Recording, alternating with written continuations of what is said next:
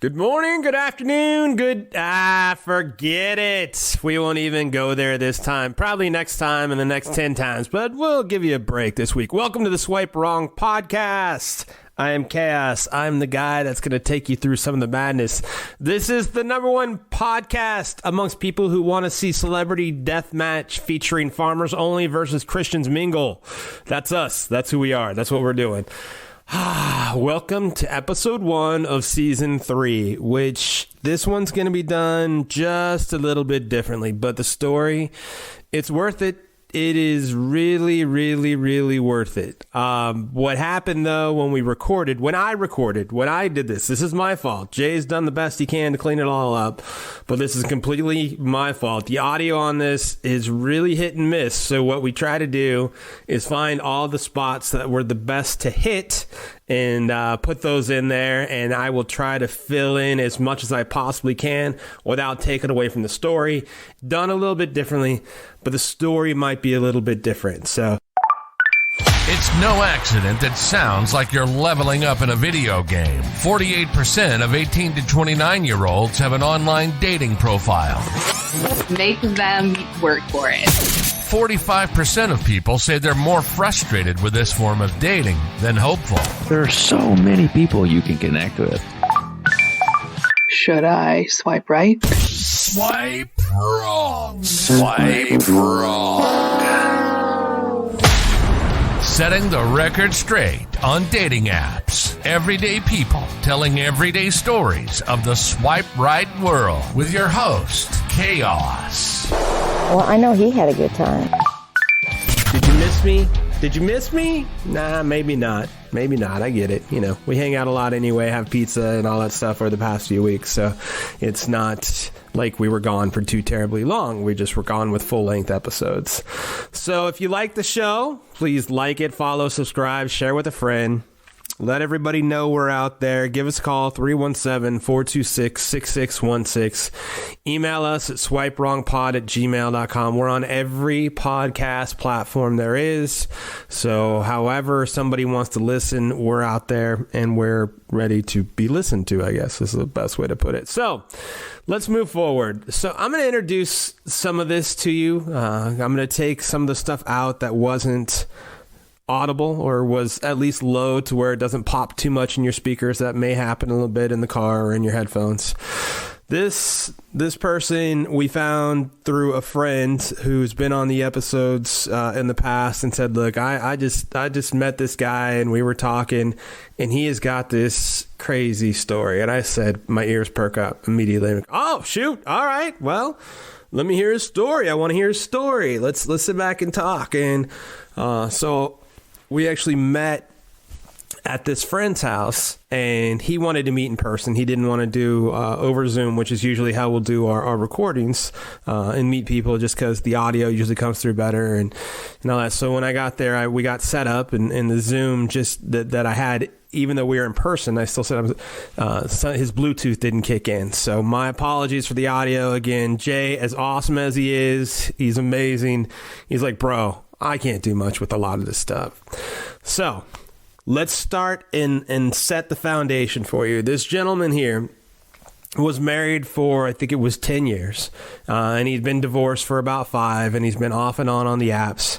And just like everybody else, he's trying to find his way. He's had some good dates. He's had some bad dates. He spent some time on Bumble, on Tinder, and on Facebook dating. And I think at some point you may even hear it. He's a big fan of Facebook dating, and he brought up a good point to me that I never even really realized with Facebook dating. The biggest slight that I see with it is that it just doesn't care about your parameters. But the biggest advantage there is to it, besides it being a free platform for anyone to jump on, is you can verify people. So if you're not sure if this person's a bot or real, you can go on there and you can, hey, let me see if I have, all right, let me look for Janet in Wichita and see if it matches up with this Janet from Wichita that I'm talking to, and see if you find a profile. So that makes a lot of sense. So he brought up that point. I'm like, that's pretty cool. So he met this person on Facebook dating, and I think we have some good audio from this point on.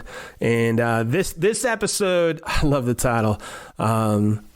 I knew she was faking it is the name that we're giving this one because it's just how this one kind of plays out. Did I forget to mention we do have a word from our crack staff legal department? Here they are. Disclaimer. The views and opinions expressed in this program are those of the speaker and do not necessarily reflect the views or opinions or any entities they represent. This podcast is about dating experiences. It is not to say one dating app is better or worse than another. So tell me about where'd you meet the crazy? Okay, so the worst dating experience I've had is... So day one, where'd you match up? Yes, so I'll start from day one. I'm playing around on a dating site like Plenty of Fish. Okay. One night, 10 o'clock at night or just surfing through, okay? And I grew up in a very small town, like less than 1,000 people, okay? And the high school I went to is super, super small, like single A, 80 kids per class, like rural, country, everyone, okay? The whole high school I went to from 9 to 12 was 300 kids. So like most high school kids, like know half their class. I know every kid from 9 to 12 in the high school I went to. Like that's the setting of where I grew up, okay? So I'm swiping through and I see a young lady on there from that town. I'm like, wait a minute, how can, so I was 47 at the time and she was like 43, 44. So I'm thinking, if she's from this town, I'd have to know who she is. But nobody moves to this town unless, they marry someone and move in. So she's probably from this town. So I send her a message. I don't think she responds the first night. A couple nights later, I send her another message. It kind of says something like, hey, I grew up around your area. Like, are you from there? This type of thing. So I didn't get a response again. So usually my rule of thumb is like no more than 3 messages. Like I'm not going to stalk somebody. So if I say, hey, here I am, like the third time they don't respond, then I'll probably just delete them off there. I'm not going to hit them again. Like, you know what I mean? So it was literally thinking to myself, do I even send her another message? So I sent like the third message that basically said, hey, I'm from this area. Like I might know you, this, that, and the other. And she immediately came back and said, I know who you are. Sure. So now on Plenty of Fish, you don't have a name that just says like Chris Jackson. Like you can put like a call name above it. Okay? So she didn't have her name. She just had a name that says, and this will be a part of the story later, it just said was her profile name. Okay. And just like me, I had a profile name too. So she didn't have my name, but she says she knows who I am. All right, so I'm going to jump in and just kind of make sure I recap what's being said so far. So he is on the site Plenty of Fish, and if you haven't used Plenty of Fish, I have no idea. I don't even like fishing. Fishing to me is no fun.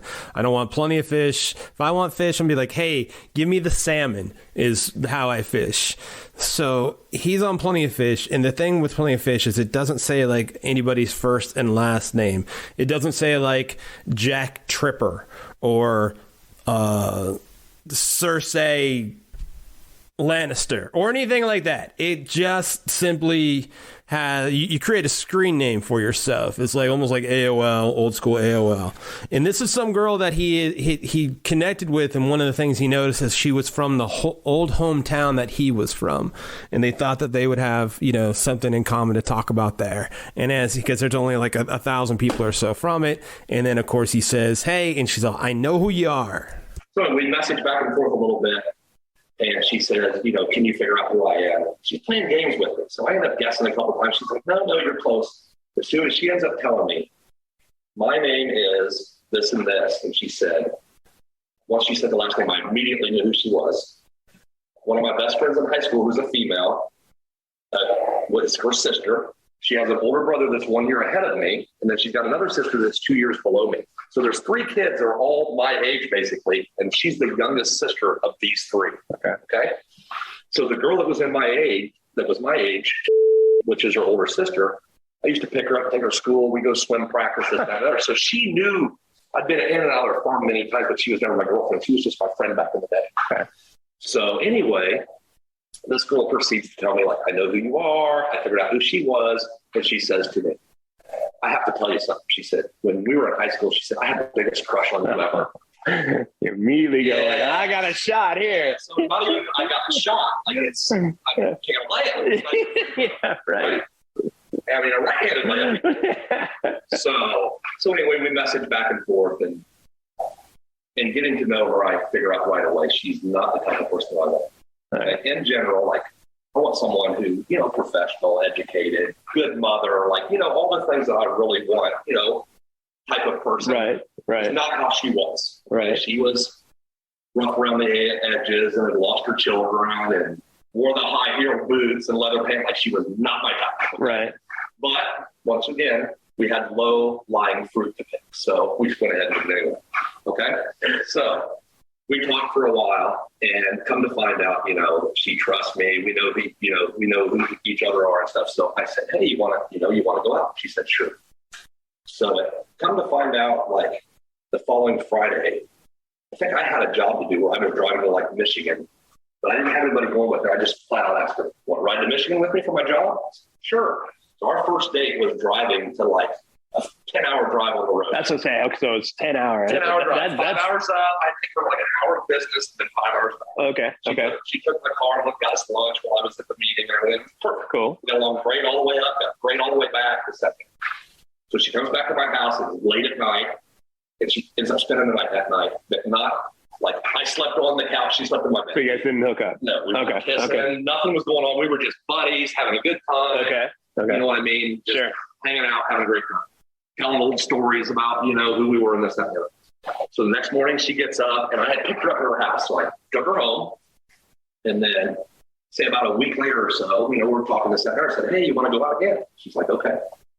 So she's like, "Well, what do you want to do?" And I was like, "I don't care." So I was like, "Just, come to my house or whatever, and then we'll go out to dinner or whatever." So 7 o'clock, she shows up at my house, comes in, and she's like, "I don't really want to go out." She's like, "Let's just stay here and watch Netflix." Okay. So, I order some pizza or whatever. We put on Netflix. We're sitting there talking, right? Right. And she brought like an overnight bag with her the whole night yard. So, here's there's your layup. Yep. Yeah. So we're sitting there talking, and she says, "Brad, did you know my dad passed?" I said, "No, Shannon, I didn't know your dad passed." She's like, "Yeah, he just passed like 6 weeks ago." I said, "Well, I've known your dad for years." I was like, "He worked the same factory as my dad. Like, I used to pick your sister up. He's a great man." I was like, "I'm really sorry." She's like, "Yeah, I was always his favorite," and blah, blah, blah, blah, blah. She's like, it's really bothering me. So I'm pretty empathetic. I was like, "I'm really sorry." And I'm thinking, okay, if she's going to be going through this, and I'm not going to be hitting on her. Sure. So we're talking this, that, and the other. And she takes her cell phone, and she plays a message, and it starts playing this voicemail that says, "Hey, Shannon, it's Dad. Thanks for taking the chickens out today and collecting the eggs. I'm just getting home. I need to get the tractor running." Like, they live on a farm. Like, he's sending her this message. Well, she tells me that's the last voicemail my daddy ever. Oh, wow. So just to catch you up and make sure everybody heard everything okay, they meet, they go out. Their first date is a business trip that he has where it's a 5-hour drive one way, a 5-hour drive back. Which I tell you, there's been quite a few people in my life where I've gone 5 hours one way and 5 hours back, and I would think that we would be like choking each other, not in the fun way as it gets back. Like, he's taking a heck of a risk, and that ended up good, like totally. So they're out on a second date, and she's like sitting there, and they're talking about family, and she's talking about how her dad passed away. Like, he thought he was set up for the night for the sweet hookup and the good time, and this is it because they had such a good time the first time. She spent the night. She slept in the bed. He slept on the couch. And he's thinking this second one will work out. And now, he's an empathetic guy. He's like, all right, so it's not going to shake out. No big deal. And then that's where we're at. Like, "Oh, I'm so sorry." It's like, "Your dad was a great man, this, that, and the other." She gets up from the couch with no warning at all. I'm watching. I wonder what she's doing here. She sits on my floor, Indian style, and just starts convulsing all over the place. Whoa. Yes. Damn. Now, I worked for years in social services. Like, I've been around people having seizures. Like, Okay. I'm trained in CPR and like, I know what I'm doing. Like, so I'm thinking, okay, start counting. If it goes 30 to 45 seconds, a grand mal seizure, I have to call 911. Like, I'm in control of the situation. Right. She's having a seizure. I'm living in a pretty small house, so I'm like, get on the floor, make sure you don't bump her head this second. So after about 40 seconds, she kind of pops out of this, and she's like, "What happened?" I said, "Shannon, I think he just had a seizure." She's like, "Oh my God, I'm so sorry." She's like, "It's so embarrassing." I'm like, "It's okay." I was like, that shit happens. I was like, "Are you okay?" She goes, "I need to use your restroom." So she gets up, she goes back to my bathroom, and I figure she's washing her face, like trying to get herself together. And she comes out and she says to me, "What did you do to me?" What? "Thank you." And I'm like, "Shannon, what?" I was like, "Don't even," I'm already ahead of her. I'm like, "Don't even go there." I was like, "Your family's known me for 40 years. There ain't no fucking way." I was like, "You went to Michigan with me. I took good care of you." I was like, "I respect you. I would never." I was like, "Don't even go there." She's like, "I just went into the bathroom and I wept down there." And like, I'm just gonna be honest, like, I talked from the cup. I literally said, "There's a big fucking difference between a cum stain and piss." So at this point, I back off. I'm just thinking, I was like, "Look, you have a fucking seizure." I was like, "What's going on?" This, that, and the other. So once again, nothing happened. She ended up spending the night at my house in my bed. I stay asleep on the couch. Don't touch her. Nothing. Like, you have a seizure. Like, you're exhausted. Like, you know, I'm thinking, like, there's no way she can drive home. Right. So she wakes up the next morning. I tell her, I was like, "I got to go to work." I was like, "I'm sorry things didn't work out last night." She's being real apologetic. She's like, "I'm so sorry. I'm so embarrassed." She's like, "I'm epileptic. I haven't been using my meds." She's like, "The depression with my dad." She said, "I'm just all over the place." She said, "I'm so sorry for what happened." I'm like, "Look, it happens." I was like, "You had a seizure. It wasn't your fault. You've been going through a lot of trauma." Like, "I'll be your friend." And I was like, "You need to get in and see your doctor and get your meds adjusted." I was like, because, you know, if you're having seizures, you're on seizure medication, like, you know, so I'm starting to have this conversation. So anyway, she tells me, she's like, "I got to go." So she leaves. It's a funny story. So she leaves, and about 5 minutes later, I hear her knock on the door. She's got this old, like, 96 Dodge 3500 series, like her dad's old farm truck. All right. Sure. She knocks on the door. She's like, "Brad, I get the seizures. I don't think I got enough gas to get home." Oh, wow. 2-3 weeks later, it's like a Saturday. I remember it's like a Saturday, almost noon, because I was going to watch some sports. I'm sitting on the couch.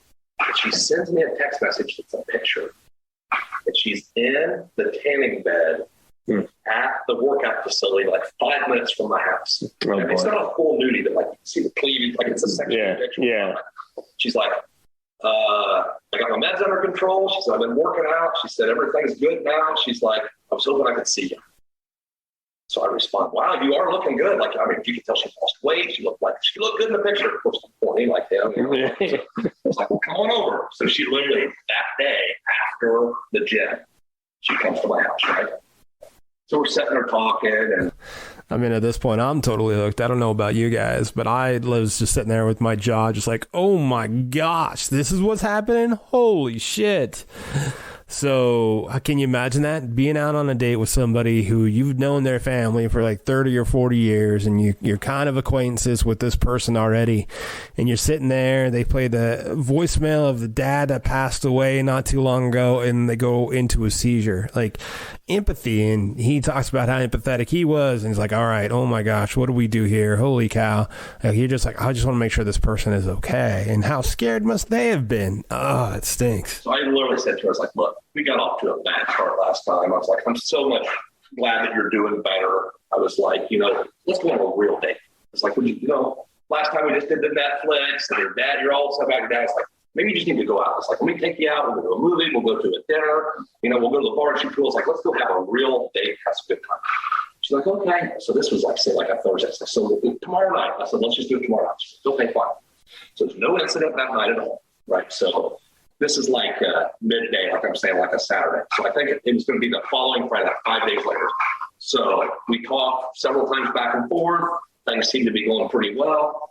So like that Thursday comes, and I hit her up. I'm like, "So we going out Friday?" She's like, "Yeah." I was like, "Well, you know, wear some nice clothes. Like, we'll go out. Nice good." So Friday night, she shows up at my house. She's got nice clothes on. She looks really nice. She's in her dad's truck again, of course. She comes in, and I was ready to take her out. She's like, "I'm having a lot of social anxiety." She's like, "I don't think we better go out." She's like, "Let's just stay in." It's like, all right, so you want to order some like Panda Express, like Chinese food, watch movies, like ball game, whatever. She's like, okay. She's like, let's just watch some videos and order Panda Express. So I ordered Panda Express. We probably sat there for like 3 or 4 hours, and we were kind of messing around a little bit, but nothing serious, holding hands, kind of touchy, this kind of, you know, that kind of stuff. So we get done eating. It's probably 8:30 at night. We're watching some movies. We're talking. And I'm telling you, out of the blue, she pulls up her phone. I think she just checked her messages, maybe checking into her kids. Fucking voicemail starts playing again. "Hey, Sharon, it's Dad. Thanks for taking the chickens out and collecting the eggs. I'm going to get the 8 in right today, and we can plow it." Like, And I'm like, don't do it, Shannon. I'm literally thinking, please don't do it. I don't know if I'm saying that out loud then, but I'm literally thinking, please don't do this. No. Yeah. She gets up like Sybil in the movie. Like Sybil? Oh, yeah. Sets Indian style right on the fucking floor and just starts convulsing all over the place. Oh, my And goodness. this time it's big, like flopping like a fish out of water. Like, I'm like, oh my God. She's having like a self-induced seat, like there's no such thing. Like I'm thinking, what the fuck is going on here? So I count this time as 2 minutes. Okay. It's like say 10 o'clock at night. And the interesting part of the story was a kid that works for me had done a transportation for me. I told him if he came back that night, I'd pay him. I'd forgotten all about it. He knocks at my door as she's having a seizure. Wow, no kidding. I'm like, Pat, get your ass in here. He's like, what are you guys doing? He thought we were having sex on the floor. I'm like, get your ass in here right now. So anyway, friend Pat comes in. We load her in the back of his Ford Fusion. He drives us to the emergency room. So it takes probably about 20 minutes of total time. She's not still convulsing at this time, but she's still like out of it and we're acting all kinds of weird. We want to show up at the emergency room. He runs in and goes, my friend's having a seizure. So the whole team just comes out, throws her on a gurney. They literally like cut her pants and boots off of her with the scissors, like got her. Really? Oh yeah. Whoa. Put her in the damn, put her in the gown and the whole 9 yards and ran her back there. Wow. Just like midnight, I'm in the emergency room. Like, what the hell? So I'm sitting there, and they're not giving me no information. Damn, what the hell's going on? It's like Friday nights. It's like 1 o'clock in the morning. I ain't got a vehicle. Of course, my buddy walked in, dropped me off. Sure. So I'm like, what am I going to do now? So I go up to the desk. I'm like, ma'am, can you give me an update on this, Shannon? I was like, we were out on a date over her, and she had a seizure. It's been like 4 hours. I was like, what's going on? So of course, with him and stuff, she ain't telling me nothing. Yeah, She's for like, sure. just. And we're off. All right, so let's catch you up because there's a part in there we had to drop out because it was just too low and it didn't make a heck of a lot of sense to keep it in there.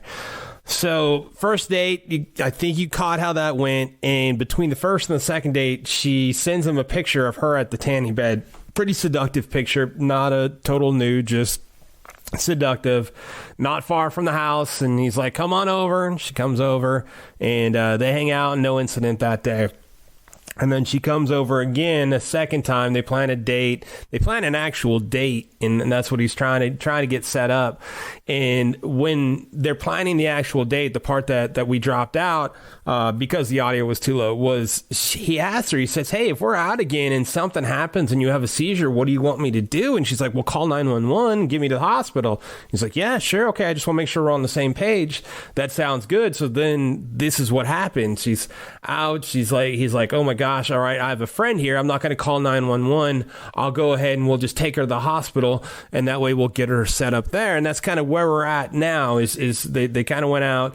She went through, she played the message, she had another seizure, and as she's getting ready to as she's having the seizure, a knock at the door, and it's like, all right, let's go. Cuts on, the medical team comes out, and that's pretty much where they're at. I just like, this would be like, first of all, poor girl. I mean, like, going through this, like, poor girl, right? About 2 minutes later, this doctor comes out. It's like a 35-year-old, like a black doctor, like from the, I don't know, like a Caribbean type of doctor. I gotcha. Okay. Yeah, you know how they like fill in at all those places. And he goes, "Come here, bud." He pulls me away from the emergency room. I'm like, well, there's no one around. He goes, "What the hell's going on?" I'm like, "Excuse me?" He goes, "I'll lose my license over this if I have to." He goes, "I need to know what's going on." So I started thinking to myself, oh my God, he thinks we're using drugs or criminal an accident or like him or something. Sure, like, right. what the fuck is he thinking? Right. So I said, "Look, this is one of my best friends' sisters. We were out to dinner and she had a seizure and I brought her to the emergency room. Other than that, I don't even know what's going on. I said, I'm just here to help." It's like, don't give me that shit, bud. I mean, he's like, "I know him laws." He goes, "I'll break every one of them right now." He goes, "This is what's going on." He just told me, she's had 120 check stays at the Knott Hospital. She's on 30 medicines. They're not real seizures. Like, he just lays it on my Whoa. If I was you, I'd hit the road. He goes, "I can tell you're not her type of person." He goes, "I wouldn't even deal with this type of person. She needs to be in the psych hospital the rest of her fucking life." He goes, "Just stay the hell away." Oh my gosh. Just give me the whole chart of what's going on. Oh. "I'll lose my license over this. I'm just telling you, get the hell out." All right, so here I am playing hall monitor, just making sure everybody's caught up and is good to go because I know it dropped a little low, but that part was important, so I wanted to make sure we left it in there because he goes up, asks the information desk what's going on. The lady says, because of HIPAA, I can't tell you what's going on. He's like, okay, I totally understand. As he's walking away, a doctor comes up and says, I don't care about HIPAA. I'll lose my license. What did you guys do? And they start having a conversation. The doctor says she's on 30 different medicines. She's been in and out of the mental ward. She does not have a seizure disorder is the crux of it, and even shows him the medical chart of hers and says, dude, just get the heck away from her. Well, here's the problem. Her truck's in the fucking driveway. Oh, yeah. Her overnight bag's sitting there, her purse is in the house. Right. So what do you play stupid? So what am I going to do now? Right. Exactly. So at first I was just thinking, you know what? I'm going to throw her shit in the damn dumpster. Yeah. I'm going to throw it in the back of her truck. She's done. Like an hour and a half. Look, I can't leave her at the damn hospital by herself. I just can't. Right. I can't leave someone that I've known for 40 years, her family. I can't leave her in the emergency room by herself with her truck and purse in my house. Like I can't do it. Right. So I grab her purse, her overnight bag, and I get in my car and I drive back to the hospital. And I go back into the room, and by then she's like, they got her on the IV, and she's kind of half out of it. I go back there, I was like, Shannon, look, it's like I brought her stuff back this and she's like, I don't know what happened. She said, I've been doing so good on my meds and this, that. So at this point, she doesn't know that I've had their conversation with the doctor. So she's going to continue to play it like she's the victim at this point. Okay. So, Oh my God. Oh, it's terrible. So, say about 30 minutes later, they check her out, and she gets in my car like, we're going back to the house. And I'm like, I was thinking, I've been up all night. She's already done this to me twice. Like, there's no, like, what am I going to do? She can't even drive. You know what I mean? She's been in the hospital in the IV for 12 hours. She can't even drive. She's going to come to my house, try to get me in bed, sleep in my bed. Like, I can't go through this again. So I literally took her to the Red Roof Inn, right across from the hospital. And I gave the Indian guy at the front desk, I'm like, how much? He's like, $60. I'm like, here's like fucking 100. She stayed until 4 p.m. I'll be back to get her. I got to go home and work. He's like, okay, man. So I check her at the Red Roof, go home. I was supposed to work all day. I just slept all day because I've been up all fucking night, exhausted this, that, and that. So 4 o'clock, I go back, knock on the hotel room. She's still in there. Wow. So I'm like, come on, Shannon, let's go. She's like, okay, I'm rested. I'm feeling a lot better. So I take her back to my house, and I'm not even going to let her come in the house. You know what I'm saying? I'm like, so she's apologizing the whole way. I'm so sorry that happened again. I thought I was feeling better. I don't want to bust her ass, especially until we get back to the house. Yeah. So I'm not going to say anything. I'm just like, it's okay. You know, everything's fine. We'll get you back, and we'll see you. I'll see you next week. You know what I mean? Just. All right, here we go. Back to filling in some gaps. So he now has her back at the house. He got her a room at the Red Roof Inn so he could just go home and sleep because he really didn't want her back at his house. He's like, what can I do? I have her car, I have her purse. I mean, like, what am I going to do? And this is somebody I've known for my whole life pretty much. So I can't be a jerk. I'm going to at least take care of her. So gets her out of the hospital, takes her to the Red Roof Inn, checks her in so she can sleep. He goes home, he sleeps. Comes back, picks her up, takes her back to his house so that way she can get her stuff. And she's getting ready. She goes to leave, and he starts blocking her from all the apps, her phone number, anywhere he could possibly block her. He is blocking her, and that's some of the audio that dropped off as he starts blocking her. And actually, one part that dropped off too is she goes to leave, she comes back, and she asks again for money for gas, which I think that's a little bit interesting. And now we're picking up to, all right, he's sitting in his chair at night, and this happens. I hadn't heard anything from her in probably 6 or 8 weeks. Like, I almost forgotten about all this. I'm probably moving on, like maybe I'm trying to see other people. Like, totally forgot about it. Sitting at home one Sunday, and I get a text message. Some girl with some number, and it said something like, hey, is this Brett? And I responded and said, yeah, this is Shannon's friend. She's with me. She's wondering if she can come over and see you, but she can't get hold of you.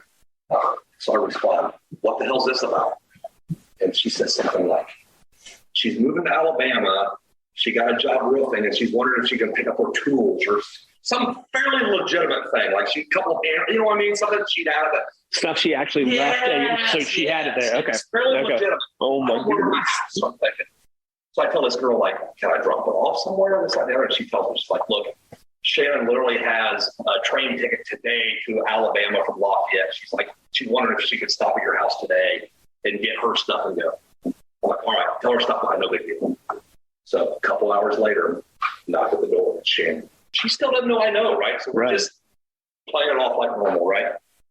So she says, care if I use your restroom real quick? No. I know. Now that I'm looking back, we had such a great conversation for like 20 minutes. Okay. I was past the point of me even trying to blockade her. Like, it was just like, okay, she's leaving. So she goes in, hits my restroom, comes back out, and she says, I think my train's leaving, or I don't remember if it was Greyhound or whatever. She said, I think I'm leaving here about 45 minutes. She said, I got to get downtown.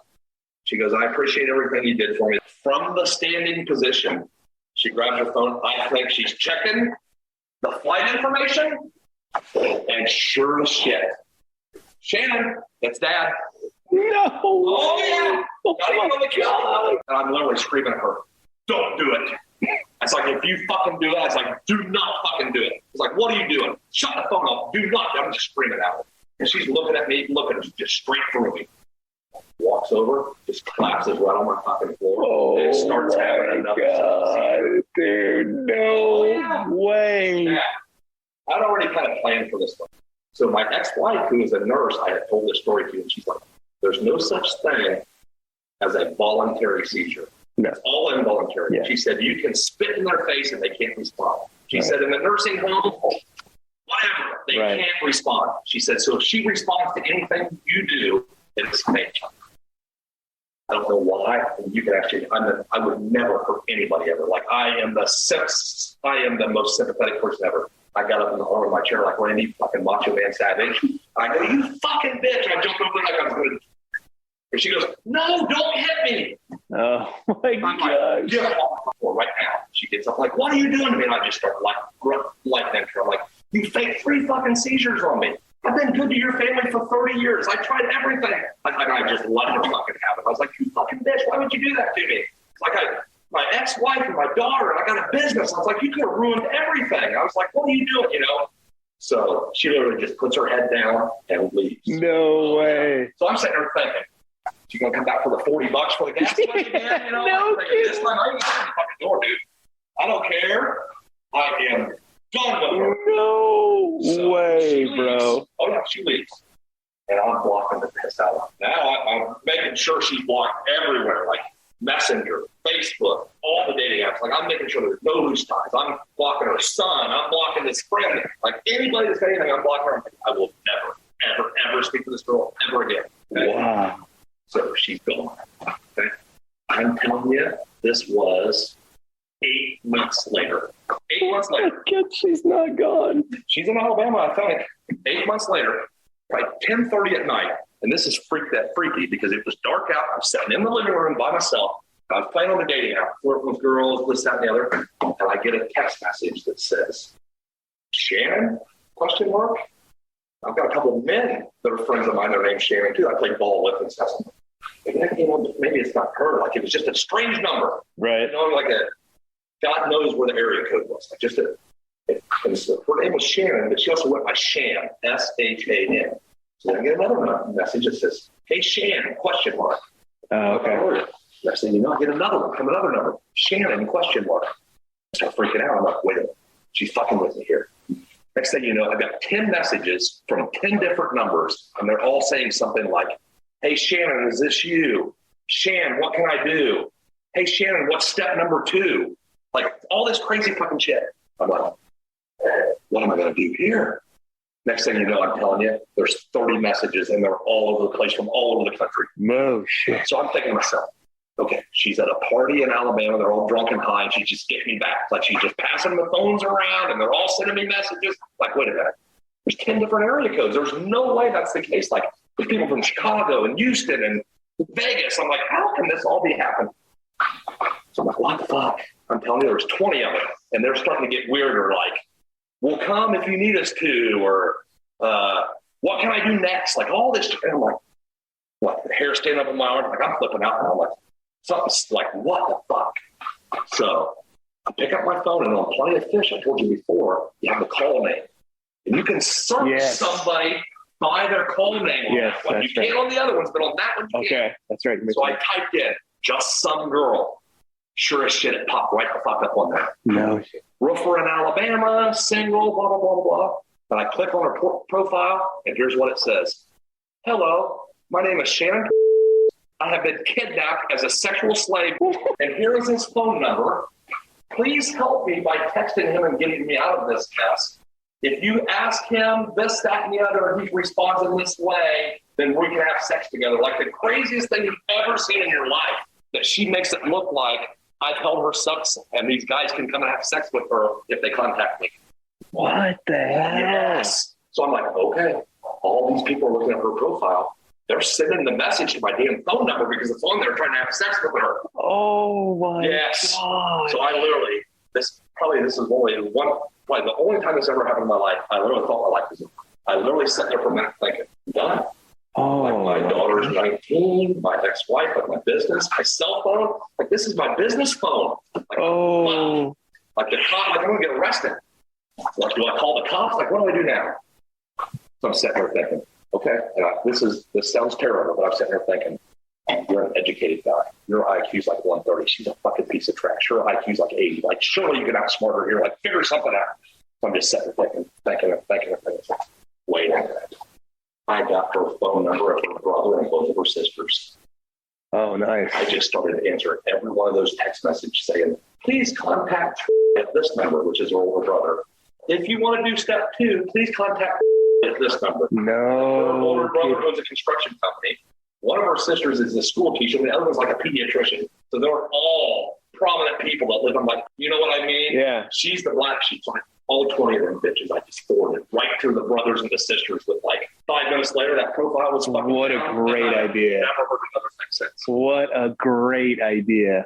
Oh my So what? God. Yes. You guys all want to pick up your jaws now? I know I needed to at that point, as you could hear me at the end. And hopefully it didn't dip out too much and you guys could catch it all. And if you need or want to read it, because we transcribed it as well as best we could too, we'll put that up on the website so that way you guys can read exactly, how the conversation went. But you kind of get the gist. We definitely cut some spots out just because it did dip too low or it was a little bit too automated. I don't know what the little almost clicking was that periodically showed up in the background, but the story was worth being told in our opinion. So hopefully you guys enjoyed it.